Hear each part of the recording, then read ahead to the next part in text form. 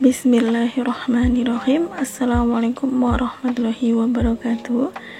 Ya, kembali lagi di mata pelajaran Pendidikan Kewarganegaraan dengan tema kewenangan lembaga-lembaga negara. Pada video kali ini kita akan membahas tentang pengertian lembaga negara, contoh lembaga negara, dan suprastruktur dan infrastruktur politik. Jadi, jika kalian ingin memahami ketiga materi tersebut, pastikan menonton video ini sampai dengan selesai ya. Nah, seperti pepatah yang mengatakan bahwa tak kenal maka ta'aruf, maka kita kenalan dulu dengan si lembaga negara ini. Nah, ini adalah 5 contoh dari lembaga negara. Di situ ada gedung kura-kura, kemudian ada juga istana presiden, ada Mahkamah Agung, Mahkamah Konstitusi, dan yang terakhir adalah Badan Pemeriksa Keuangan. Jadi 5 gambar ini adalah contoh dari lembaga negara. Kenapa sih 5 gambar ini atau 5 lembaga ini dikatakan sebagai lembaga negara? Kira-kira ada yang tahu? Ya, jadi benang merah dari kelima lembaga ini adalah lembaga yang didirikan oleh negara. Jadi sama seperti dengan demokrasi, di mana pengertian dari demokrasi adalah pemerintahan dari rakyat, oleh rakyat dan untuk rakyat, maka di lembaga negara, yang dimaksud dengan lembaga negara adalah lembaga yang didirikan oleh negara, dari negara, dan untuk negara, gitu ya. Jadi persamaan dari kelima lembaga ini adalah lembaga yang didirikan oleh negara. Jadi nanti kalau ditanya apa itu lembaga negara, jawabannya adalah lembaga yang didirikan dari negara, oleh negara, dan untuk negara. Nah, di sini sudah ada bocorannya ya tentang legislatif, eksekutif, dan yudikatif. Nah, di sini kita akan membahas tentang yang disebut suprastruktur politik. Apa itu suprastruktur politik? Ya, suprastruktur politik adalah lembaga-lembaga negara yang dibentuk berdasarkan Perintah Undang-Undang Dasar tahun 1945. Jadi bisa kita katakan juga bahwa gambar-gambar yang Ustazah tampilkan sebelumnya tadi ada gedung kura-kura, di mana yang berdiam di situ adalah lembaga DPR, gitu ya, DPR. Kemudian ada istana presiden, di mana itu merupakan kantor presiden. Kemudian ada Mahkamah Agung, Mahkamah Konstitusi, dan Badan Pemeriksa Keuangan. Jadi kelima lembaga tersebut adalah contoh dari suprastruktur politik.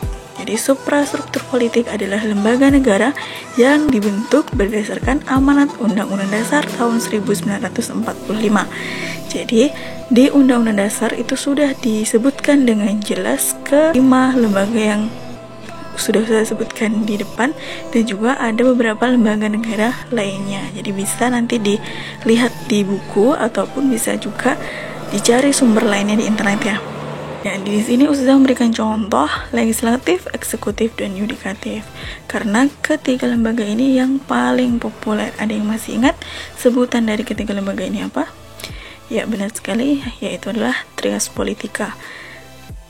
Nah, apa itu legislatif, eksekutif, dan yudikatif? Jadi legislatif adalah lembaga yang tugas utamanya membuat, kemudian eksekutif menjalankan, dan yudikatif mengadili, gitu ya. Jadi ketiga lembaga ini sama-sama berhubungan dengan undang-undang. Kalau legislatif itu membuat undang-undang, eksekutif menjalankan undang-undang, dan terakhir yudikatif mengadili terhadap pelanggaran undang-undang. Jadi di sini undang-undang ya, bukan undang-undang dasar. Jadi undang-undang dengan undang-undang dasar itu berbeda. Kalau Undang-Undang Dasar tahun 1945 itu dibentuk atau dibuat gitu ya, oleh para pendiri negara. Tapi kalau undang-undang itu yang membuat undang-undang adalah lembaga legislatif. Siapa itu lembaga legislatif? Ya, kita akan menemukan jawabannya setelah ini ya. Ya, di sini ada gambar dari ketiga lembaga ini. Jadi yang disebut dengan lembaga legislatif adalah Dewan Perwakilan Rakyat. Jadi di situ ada gambar DPR sedang membuat undang-undang. Kemudian yang disebut dengan eksekutif adalah bukan Presiden Jokowi ya, tapi presiden gitu ya, bukan Jokowinya tapi presidennya. Kemudian yudikatif, di situ ada gambar pengadilan. Jadi yudikatif tugasnya adalah mengadili pelanggaran undang-undang yang diamanahkan kepada Mahkamah Agung, Mahkamah Konstitusi, dan Komisi Yudisial. Ya, kita lanjut ke materi selanjutnya, yaitu infrastruktur politik. Apa itu infrastruktur politik? Jika sebelumnya kita sudah membahas tentang suprastruktur politik, kali ini kita membahas infrastruktur politik. Jika suprastruktur tadi dibentuk oleh Undang-Undang Dasar, maka infrastruktur politik adalah dibentuk oleh masyarakat sebagai perwujudan dari kebebasan berorganisasi gitu ya. Ada dua contohnya. Yang pertama ada yang disebut partai politik. Yang kedua ada yang disebut organisasi masyarakat. Apa itu partai politik? Jadi partai politik adalah organisasi yang sifatnya itu nasional ya. Jadi organisasi yang bersifat nasional yang dibentuk oleh sekelompok warga negara Indonesia secara sukarela atas dasar kesamaan kehendak dan cita-cita untuk memperjuangkan dan membela kepentingan politik anggota masyarakat, bangsa, dan negara melalui pemilu. Jadi perlu digarisbawahi bahwa partai politik ini ada kaitannya dengan pemilu, di mana tujuan utama dari didirikannya partai politik adalah untuk memenangkan pemilihan umum. Jadi ketika ada sekelompok orang membentuk partai politik, pasti tujuan dia adalah untuk memenangkan pemilihan umum gitu ya. Nah, ini adalah contoh dari yang disebut dengan partai politik yang pasti sudah sangat familiar sekali ya, karena di mana-mana juga sudah ada gitu ya partai politik ini. Kemudian selanjutnya adalah organisasi masyarakat. Apa itu organisasi masyarakat? Apa yang membedakannya dengan partai politik? Kita bahas selanjutnya. Jadi organisasi masyarakat adalah organisasi yang didirikan dan dibentuk oleh masyarakat secara sukarela berdasarkan kesamaan aspirasi, kehendak, kebutuhan, dan kepentingan. Jadi untuk organisasi masyarakat dan partai politik ini memiliki kesamaan ya. Mereka berdua ini sama-sama dibentuk oleh sekelompok masyarakat atas dasar sukarela ya, sukarela, tidak ada paksaan, dan biasanya mereka itu bergabung itu memiliki kesamaan, entah itu kesamaan visi misi, kehendak, kebutuhan maupun kepentingan.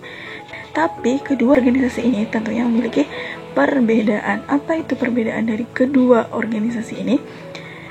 Nah, yang perlu digarisbawahi di sini adalah tadi tujuan utama dari partai politik adalah untuk memenangkan pemilu, sedangkan tujuan dari organisasi masyarakat tidak akan mengarah ke sana. Jadi, organisasi masyarakat itu tidak ada hubungannya dengan pemilihan umum, gitu ya. Jadi, itu adalah perbedaan dari partai politik dan organisasi masyarakat.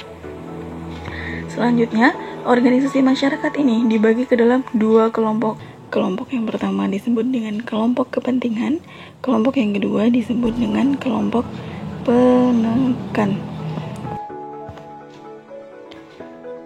Jadi kelompok kepentingan adalah sekelompok massa yang umumnya berbentuk lembaga kemasyarakatan.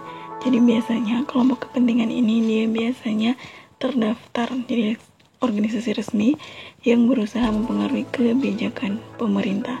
Yang kedua ada kelompok penekan. Kelompok penekan adalah sekelompok massa yang mengadakan persekutuan yang didorong oleh kepentingan-kepentingan tertentu.